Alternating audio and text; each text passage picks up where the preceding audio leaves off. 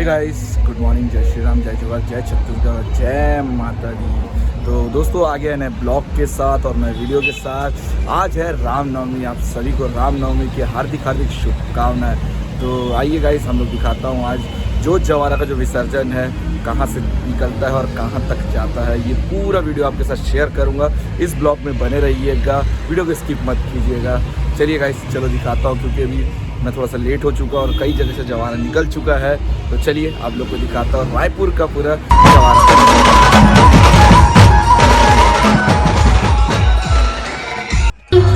3, 2, 1, go!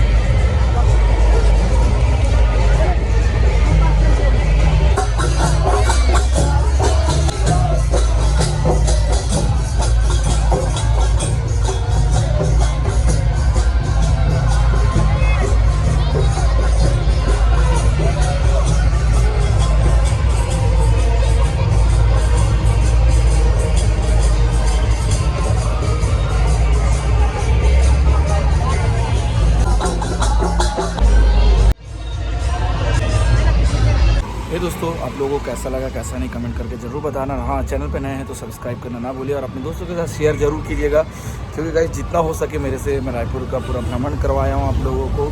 Video थोड़ा लंबा हो सकता है, थोड़ा सा देख लीजिएगा, पर अपने भाई का सपोर्ट करना ना भूलिएगा। ठीक है, तो मिलते हैं नेक्स्ट ब्लॉग में। बाय बाय, जय श्री राम, जय जवाहर, जय माता दी।